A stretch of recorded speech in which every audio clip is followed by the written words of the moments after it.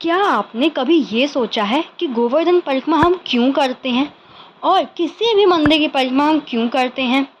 तो चलो सबसे पहले तो जानते हैं कि गोवर्धन क्या है। गोवर्धन एक पवित्र स्थान है जहाँ पर आप सब कुछ भूलकर कृष्ण भक्ति में लीन हो जाते हैं। श्रीमद् भागवत पुराण के अनुसार श्री कृष्ण ने गोकुल वासियों को इंद्र की पूजा बंद करवाकर गोवर्धन पर्वत की पूजा करने को कहा। इस पर इंद्र क्रोधित हो गए और भारी वर्षा शुरू कर दी। जब भगवान श्री कृष्ण ने ये सब देखा तो गोवर्धन को अपनी छोटी उंगली पर उठाकर गोकुल वासियों की वर्षा से रक्षा करी। और जिस चीज को स्वयं कृष्ण जी उठा ले उस चीज का मतलब ही बदल जाता है।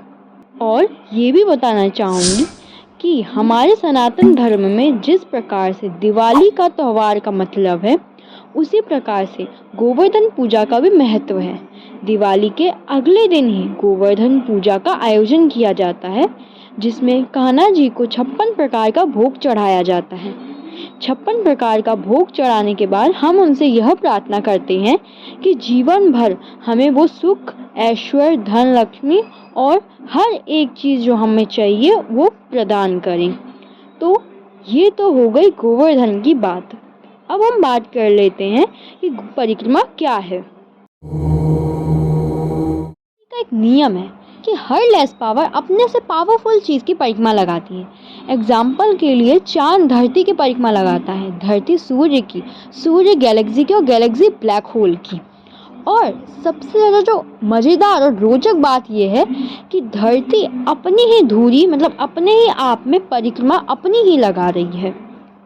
इसीलिए हम भी अपने से पावरफुल यानी गोवर्धन की परिक्रमा लगाते हैं। गोवर्धन परिक्रमा करते समय हमेशा हमें कुछ बातों का ध्यान रखना चाहिए।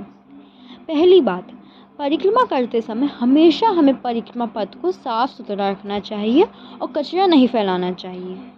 और ये बात जरूर से ध्यान रखें कि परिक्रमा करते समय हमेशा गोवर्धन पर्वत दाईं ओर रहना चाहिए, यानी राइट ओर रहना चाहिए, आपके राइट हैंड साइड होना चाहिए। दूसरी बात, गोवर्धन परिक्रमा करते समय हमेशा हमें कम से कम बात करनी चाहिए और हमेशा कृष्ण का नाम का ध्यान करना चाहिए।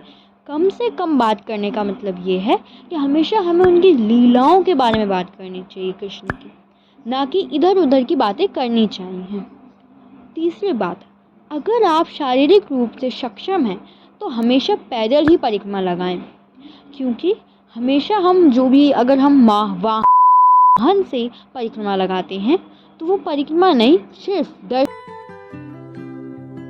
दर्शन ही माना जाता है। इसीलिए हमें कभी भी वाहन से परिक्रमा नहीं लगानी चाहिए। जैसा मैंने पहले कहा कि हमेशा गोवर्धन पर्वत हमारे दाईं ओर ही रहना चाहिए, तो दाईं ओर ही क्यों? क्योंकि दायां दिमाग यानी राइट ब्रेन हमारा विचार, क्रिएटिविटी और कुछ नया सीखने की क्षमता रखता है। और मैंने पहले कहा कि हमें हमेशा अपने से सुपीरियर यानी पावरफुल चीज़ की परिक्रमा लगानी चाहिए। तो अगर हम दाएं दिमाग से अगर हम परिक्रमा लगाएंगे तो हमें अच्छे अच्छे विचार आएंगे, कुछ नया करने की प्रेरणा आएगी। इसीलिए हमेशा हमें अपने दायां दिमाग गोवर्धन पर्वत के तरफ रखना चाहिए।